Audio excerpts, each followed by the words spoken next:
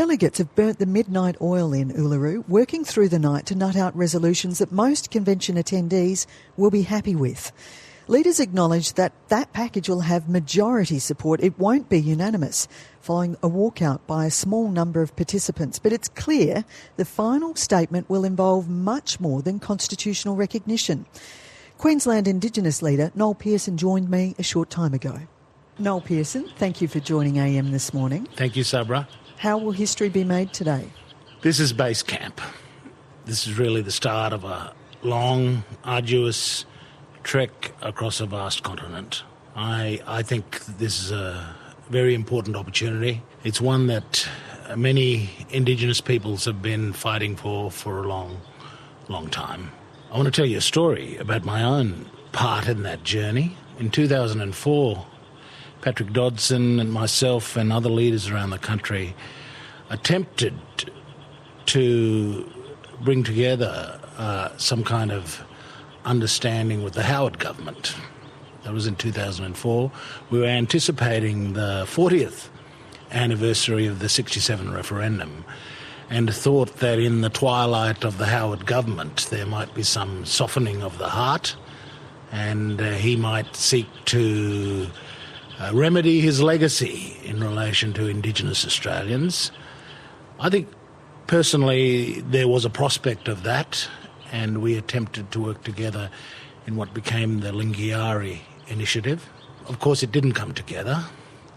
The only thing that we did extract from Mr. Howard was his election eve commitment to recognise Indigenous Australians in the Constitution. And of course, he then disappeared from political history. And I've been reflecting in the early hours of this morning that it is now 10 years later. You've finished discussions at around 4 this morning, local time. Correct. Have you come to an agreement, a rough agreement as to what will be presented to the conference this morning? Yes, we're presenting a draft statement from the centre. It is a statement that captures a series of 12 dialogues that have gone on for the last 5 months from all points of the compass in Australia. But it also captures what has gone on here at this culminating convention. The themes are notorious. They're well known. Aboriginal people have been talking about these problems and their aspirations for the future for many decades, many, many long decades. If you go back in time to the beginning of our modern political struggle, you'd have to be going before 1937, the 150th anniversary of coming of the British to Australia. This is a long struggle we've been involved in, and we just stand on the shoulders of these giant activists, agitators and advocates that have gone before us. The themes are well known. The challenge for the current generation is to conceive a strategy that would answer those aspirations, but at the same time kind of thread the camel through the eye of the needle, you know, a majority of voters in a majority of the states.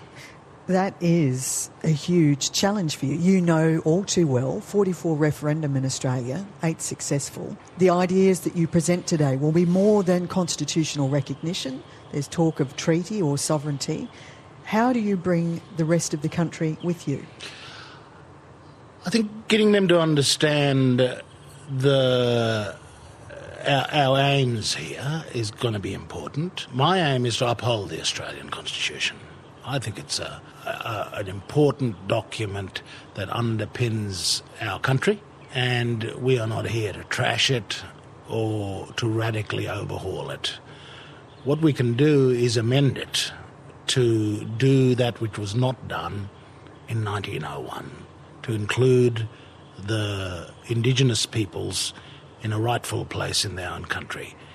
And so this idea that our challenge is to uphold the Constitution and to recognise the Indigenous people. Secondly, I think there's no doubt in my mind that all of the parlous social misery of our people is linked to our structural powerlessness. We're the most per capita, the most imprisoned people in the world.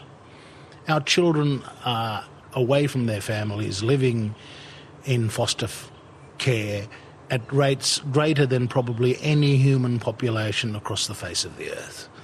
And our juveniles are legion in number in institutions. And that cannot be because we are innately criminal, or that we do not love our babies, or that we do not hold hopes for our young. There's a structural issue here, a structural issue of disempowerment, and the place that power starts in our country is the Constitution. And we can no longer be token about this question. We've got to fully empower Indigenous people to have a voice in their own destiny, and a destiny that will succeed or fail because of our own contribution to it and our determination to lift ourselves out of our powerless condition. That voice, is that an elected body to advise Parliament, or does it also include specific seats in Parliament? Well, those are the options that have been discussed this week and will be the subject of an ongoing process of consultation and negotiation with Parliament. The important concept for constitutional change is one that myself and other people have been championing for a while. That is that we need our own national Indigenous voice. It'll be a political voice.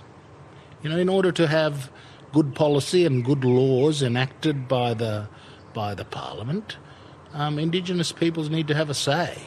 They need to have a national voice in our democratic system. And so we believe that this concept of enabling First Nations of Australia to advocate with Parliament on bills, but also to advocate with the executive government of the day what programs and policies apply to our people. That process of active democratic engagement through an institutional voice that cannot just be arbitrarily gotten rid of as ATSIC was, with all the justification perhaps of the removal of ATSIC, the fact is we have gone more than a decade now without any voice in our own affairs, and I think that has really compounded our problems and our predicament. During the convention yesterday, there was a discussion about treaty and sovereignty. It prompted a small walkout, but you gave a rallying cry to the gathering that lifted people's spirits. What did you say to them?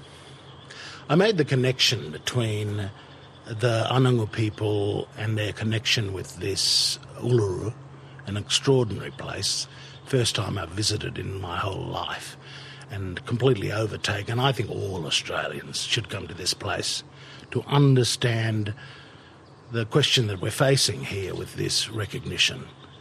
But the argument I made was to connect an opinion describing what is at the essence of the Indigenous relationship with the land. It is a relationship between the people and Mother Nature, the land from which they were born, and the connection they always maintain with that land, and the fact that they will return. The words are thither to be reunited with their ancestors.